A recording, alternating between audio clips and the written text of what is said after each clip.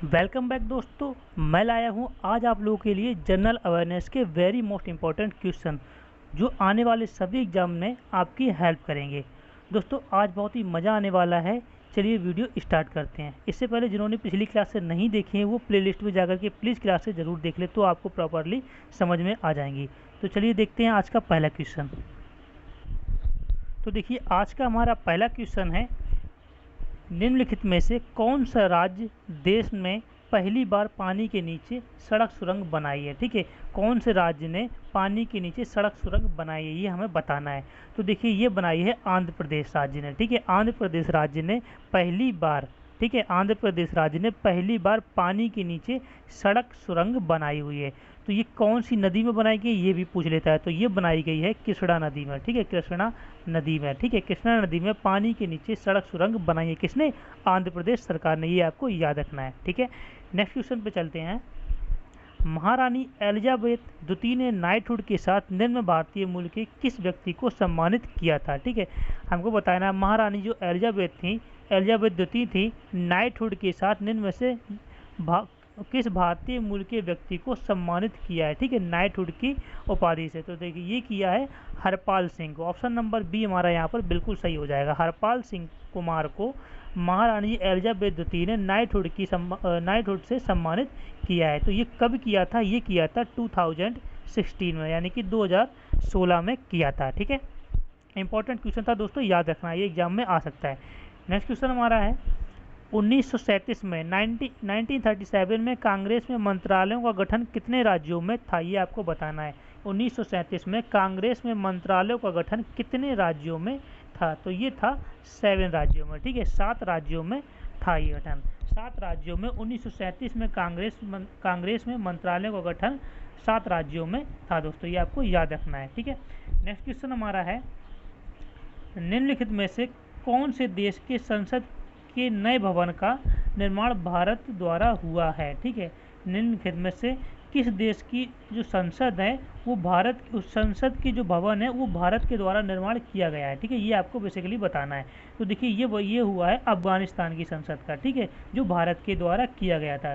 ठीक है, अफगानिस्तान की संसद का नाम क्या था ये आपको बताना। तो नेशनल असेंबली। ठीक है, क्या था? अफगानिस्तान की संसद का नाम था नेशनल असेंबली।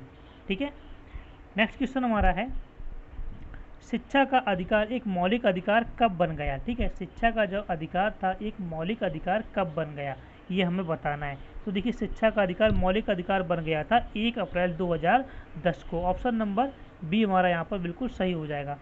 1 अप्रैल 2010 को शिक्षा का अधिकार मौलिक अधिकार बन गया था दोस्तों। ठीक है, ये आर्टिकल की बात करें तो आर्टिकल 21A यानी कि 21A में शिक्षा के अधिकार की बात हुई है। आर्टिकल 21A में शिक्षा के अधिकार की बात हुई है। ठीक है दोस्तों, शिक्षा के अधिकार ये आर्टिकल 21A में हुई है कि क्या हुआ है कि 6 साल से 14 साल तक के सभी बच्चों को जो शिक्षा है वो मुफ्त में दी जाएगी। ठीक है, नेक्स्ट क्वेश्चन हमारा है, प्राचीन भारत में 2 मुख्य नदियां कौन सी हैं? ठीक है, प्राचीन भारत में 2 मुख्य नदियां थी, वो कौन सी हैं ये हमें बताना है। तो ये नदियां थी गंगा और सिंधु। ठीक है, ऑप्शन नंबर ए हमारा यहाँ पर बिल्कुल सही हो जाएगा। गंगा और सिंधु प्राचीन भारत में 2 मुख्य नदियां थी दोस्तों, ये आपको याद रखना है। दोस्तों वीडियो आपको अगर अच्छा लग रहा हो तो प्लीज़ वीडियो को लाइक जरूर कर लें, अपने दोस्तों तक शेयर करें और अपने चैनल एजुकेशन बादशाह को सब्सक्राइब जरूर कर लें। नेक्स्ट क्वेश्चन हमारा है, निम्नलिखित में से कौन सा अदालत में कानून की तरह लागू करने योग्य है? ठीक है, निम्नलिखित में से कौन सा, ठीक है, कौन सा होगा जो कानून की तरह अदालत में लागू करने योग्य है? तो ये हमारा है मौलिक अधिकार। ठीक है, मौलिक अधिकार को आप कानून की तरह अदालत में पेश कर सकते हैं दोस्तों। ठीक है, मौलिक अधिकार, फंडामेंटल राइट्स। अगर बात करें मौलिक अधिकार की तो आपके मौलिक अधिकार का अगर कोई भी हनन करता है या फिर कोई भी आपका मौलिक अधिकार कोई छीनता है आपसे तो आप कोर्ट में जा सकते हैं। ठीक है, आर्टिकल की बात करें, मौलिक अधिकार कौन से आर्टिकल में बताया गया? तो ये बताया गया है 12 से 35 में। ठीक है, 12 से 35 में मौलिक अधिकार की बात हुई है। अब बात आती है कि मौलिक अधिकार कौन से देश से लिया गया है। ठीक है, मौलिक अधिकार लिया गया है USA। ठीक है, USA यानी यूनाइटेड स्टेट ऑफ अमेरिका से मौलिक अधिकार लिया गया है दोस्तों, ये आपको याद रखना है। ठीक है, मौलिक अधिकार नीति निर्देशक सिद्धांत, इसमें पहला ऑप्शन हमारा जैसे एक आ रहा है नीति निर्देशक सिद्धांत, ये कहाँ से लिया गया है? ये लिया गया है आयरलैंड से दोस्तों, ठीक है, ये कहाँ से लिया गया है? आयरलैंड से। मौलिक कर्तव्यों की बात करें, मौलिक कर्तव्य कहाँ से लिए गए हैं? तो ये लिया गया है रसिया से। कहाँ से लिया गया है? रसिया से दोस्तों, ठीक है, ये आपको याद रखना है। नेक्स्ट क्वेश्चन हमारा है, राज्यसभा के सदस्य हैं, ठीक है, राज्यसभा के सदस्य हैं। तो देखिए राज्यसभा के जो सदस्य हैं वो परोक्ष रूप से चुना गया और निर्वाचित है, ठीक है, परोक्ष रूप से चुना गया और निर्वाचित है, यानी कि जो राज्यसभा के जो सदस्य होते हैं वो इनडायरेक्टली इलेक्टेड किए जाते हैं, ठीक है, इनडायरेक्टली। और जो डायरेक्टली होते हैं वो होते हैं लोकसभा के, ठीक है, जो सीधे नामांकित किए जाते हैं लोकसभा के वो डायरेक्टली चुने जाते हैं। और राज्यसभा की बात करें तो ये किया इनडायरेक्टली चुने जाते हैं दोस्तों, ये आपको याद रखना है, ठीक है। नेक्स्ट क्वेश्चन हमारा है, इनमें से किसके सिक्के संगीत के लिए अपने प्यार को प्रकट करते हैं, ठीक है, इनमें से किसके सिक्के संगीत के लिए अपने प्यार को प्रकट करते हैं, ये आपको बताना है। इंपॉर्टेंट क्वेश्चन दोस्तों, याद जरूर रखना है आपको। तो देखिए गुप्त काल के सिक्के, ठीक है, गुप्त काल के जो सिक्के थे वो म्यूजिक से संबंधित थे, ठीक है, गुप्त काल के सिक्के म्यूजिक से संबंधित थे। ऑप्शन नंबर सी हमारा यहाँ पर बिल्कुल सही हो जाएगा दोस्तों, ठीक है। दोस्तों आपको किसी भी सब्जेक्ट की वीडियो देखनी है तो आप प्लेलिस्ट में जाकर के सारे सब्जेक्ट की वीडियो वहाँ पे देख सकते हैं, ठीक है। नेक्स्ट क्वेश्चन हमारा है, पेनिसिलिन का आविष्कार किसने किया, ठीक है, ये आपको बताना है। इंपॉर्टेंट क्वेश्चन दोस्तों, कई बार एग्जाम में आया हुआ है। पेनिसिलिन का आविष्कार किसने किया है? तो ये किया है अलेक्जेंडर फ्लेमिंग ने। पेनिसिलिन की बात करें तो पेनिसिलिन का आविष्कार किया है अलेक्जेंडर फ्लेमिंग ने, ठीक है। अगर विलियम हार्वे की बात करें, विलियम हार्वे ने खोज की थी किसकी? ब्लड सर्कुलेशन की, ठीक है, सर्कुलेशन ऑफ ब्लड की खोज विलियम हार्वे ने की थी, ये आपको याद रखना है दोस्तों, ठीक है। नेक्स्ट क्वेश्चन हमारा है,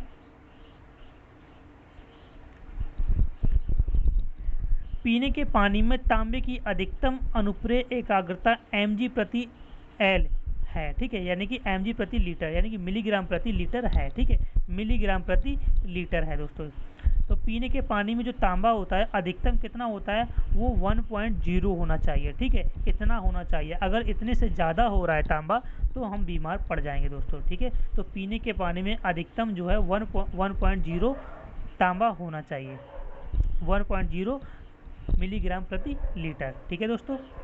नेक्स्ट क्वेश्चन हमारा है, एक पारिस्थितिकी तंत्र में निम्नलिखित दर्शाती दिशाहीन प्रवाह कौन सी है, ठीक है। तो देखिए दिशाहीन प्रवाह कौन सी, ये हो जाएगी हमारी ऊर्जा, ऑप्शन नंबर बी, यानी कि एनर्जी हमारा बिल्कुल राइट आंसर है दोस्तों, ठीक है। एक पारिस्थितिकी तंत्र में ऊर्जा दर्शाती दिशाहीन प्रवाह है दोस्तों, ठीक है, एनर्जी।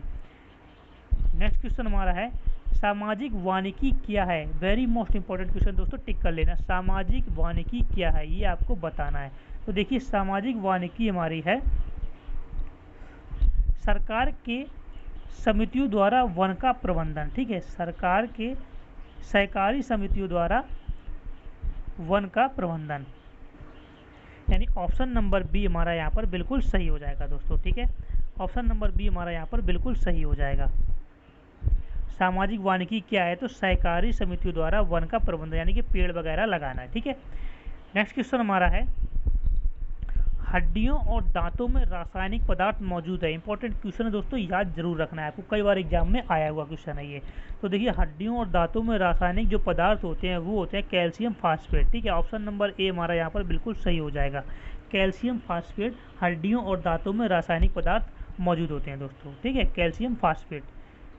नेक्स्ट क्वेश्चन हमारा है, मिल्क इज, यानी कि दूध है, दूध एक क्या है ये आपको बताना है। तो दूध एक पायस है दोस्तों, ठीक है, दूध एक पायस है, ठीक है, ये आपको याद रखना है, दूध एक क्या है? दूध एक पायस है दोस्तों।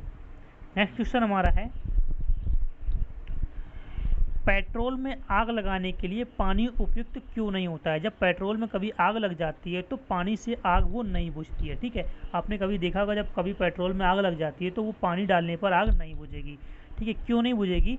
तो पानी भारी होता है, ठीक है, पानी भारी होता है इसीलिए पेट्रोल से नीचे फिसल जाता है और पेट्रोल हवा के साथ संपर्क में रहता है, इसलिए पेट्रोल जलता रहता है। ऑप्शन नंबर डी हमारा बिल्कुल सही हो जाएगा। आपको समझ में आ गया होगा कि पानी से आग क्यों नहीं बुझती जब पेट्रोल में आग लगती है, क्योंकि पानी जो हमारा होता है वो भारी होता है, इसलिए पेट्रोल के नीचे फिसल जाता है और पेट्रोल हवा के साथ संपर्क में रहता है दोस्तों, क्योंकि पेट्रोल ऊपर हवा के साथ संपर्क में रहता है, इसलिए पेट्रोल वगैरह जलता रहता है। ठीक है, नेक्स्ट क्वेश्चन हमारा है नेफ्थलीन के मुख्य स्रोत हैं। ठीक है, नेफ्थलीन के मुख्य स्रोत क्या क्या हैं ये हमें बताना है। तो देखिए, नेफ्थलीन के मुख्य स्रोत हमारा है कोल तार। ठीक है, कोल तार जो है नेफ्थलीन का मुख्य स्रोत है, आपको याद रखना है दोस्तों।